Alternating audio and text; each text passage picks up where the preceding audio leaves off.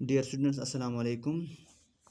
कल जो टॉपिक हमने शुरू किया था chemical properties of metals and non metals, कल हमने पढ़ा मेटल्स और नॉन मेटल्स कैसे रिएक्ट ऑक्सीजन के साथ करते हैं, कैसे वो वाटर के साथ रिएक्ट करते हैं। आज हम और एक केमिकल प्रॉपर्टी देखेंगे मेटल्स और नॉन मेटल्स की। हम देखेंगे रिएक्शन विथ एसिड्स। प्यारे बच्चों, अगर हम डिफरेंट मेटल पीसेस को लेंगे, साथ में नॉन मेटल्स को भी लेंगे और उनकी रिएक्शन डिफरेंट एसिड्स के साथ करेंगे। डियर स्टूडेंट्स, हम ये देखते हैं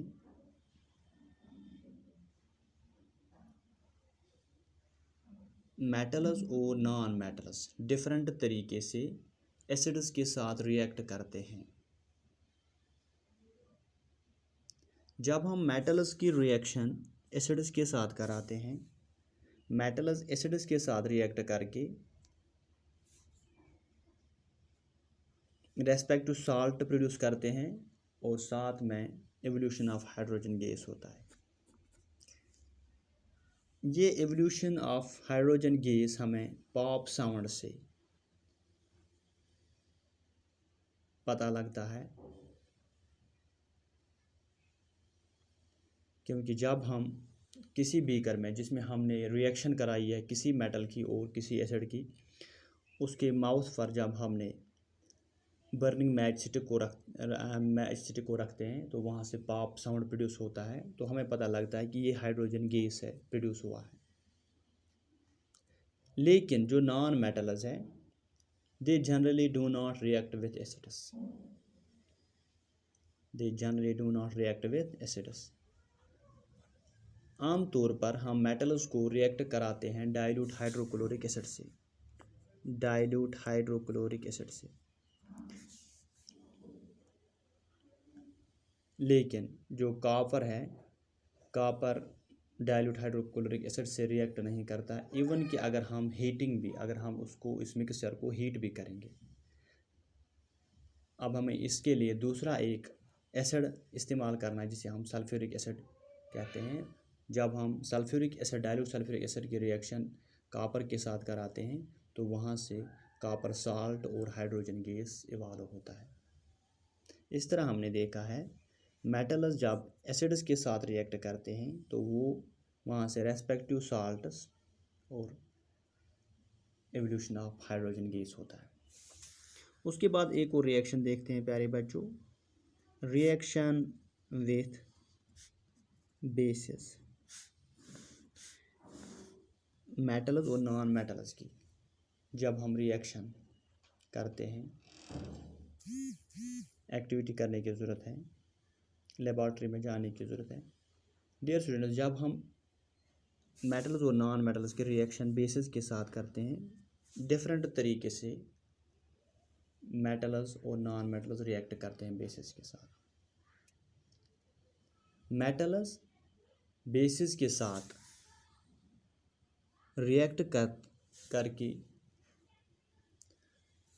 हाइड्रोजन गैस प्रोड्यूस करते हैं। लेकिन जो नॉन मेटल्स की रिएक्शन है वो कम्प्लेक्स है। इस स्टेज पर हम उसको एक्सप्लेन करने की कोशिश नहीं करेंगे।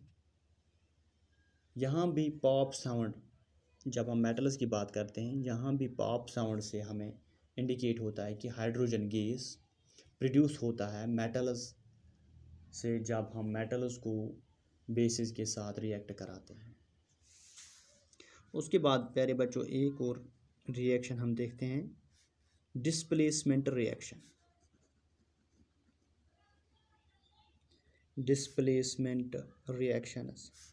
डिस्प्लेसमेंट माने एक सब्सटेंस को डिस्प्लेस करके दूसरा सब्सटेंस वो जगह लेता है। डियर स्टूडेंट्स, जब हम एक मेटल उसके सॉल्यूशन को या उसके कंपाउंड को दूसरे मेटल के साथ रिएक्ट कराते हैं, जो मेटल ज़्यादा रिएक्टिव होता है वो कम रिएक्टिव वाले मेटल को डिस्प्लेस करके उसकी जगह लेता है। इस प्रोसेस को, इस रिएक्शन को हम कहते हैं डिस्प्लेसमेंट रिएक्शन। मिसाल के तौर पर अगर हम रिएक्शन कराते हैं कॉपर सल्फेट की, CuSO4 कॉपर सल्फेट, और जिंक मेटल की, जब हम उनकी रिएक्शन कराते हैं तो एक और नया सब्सटेंस वजूद में आता है, zinc sulphate ZnSO4 plus copper. अगर हम कॉपर सल्फेट का कलर देखते हैं ये ब्लू है, जब हम जिंक सल्फेट प्रोड्यूस होते हुए देखते हैं ये कलरलेस है। जब ये रिएक्शन होती है सॉल्यूशन जो नया बनता है वो कलरलेस बनता है, कॉपर का कलर रेड है। जैसे हमने देखा यहाँ कॉपर को जिंक ने रिप्लेस किया है, डिस्प्लेस किया है। इसका मकसद जिंक कॉपर से ज़्यादा रिएक्टिव है, इसलिए उसने कॉपर की जगह ली। इसी तरह हम देखते हैं बहुत सारे मेटल्स दूसरे मेटलों की जगह लेते हैं। ये तभी मुमकिन है जब हम देखते हैं एक more reactive element, more reactive metal less reactive metal को डिस्प्लेस करता है। लेस रिएक्टिव मेटल जो होता है वो मोर रिएक्टिव मेटल को डिस्प्लेस नहीं कर सकता।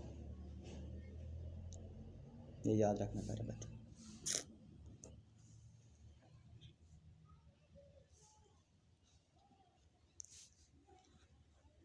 डियर स्टूडेंट्स, अब हम देखते हैं uses of metals and non metals. Short में देखेंगे uses of metals and non metals. प्यारे बच्चों, रोज़मर्रा की ज़िंदगी में हम बहुत किस्म के मेटल्स इस्तेमाल करते हैं।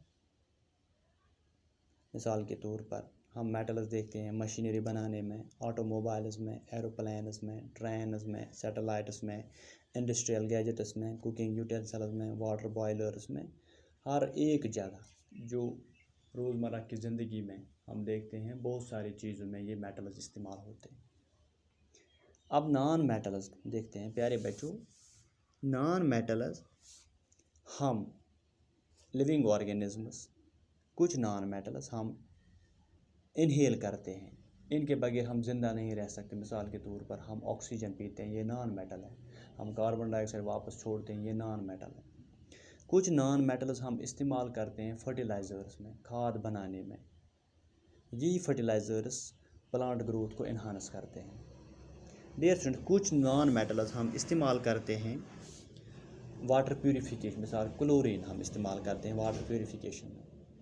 कुछ नॉन मेटल्स जो हम वाउंड्स पर, ज़ख्म पे हम लगाते हैं, वो पर्पल कलर होते हैं, वो एज एंटीसेप्टिक काम करते हैं। मिसाल के तौर पर आयोडीन है। कुछ नॉन मेटल्स हम इस्तेमाल करते हैं फायर क्रैकर्स में, मिसाल के तौर पर फास्फोरस है। उसके अलावा आप बहुत सारे मेटल्स को और नॉन मेटल्स को अपने डे टू डे लाइफ में इस्तेमाल करते होंगे।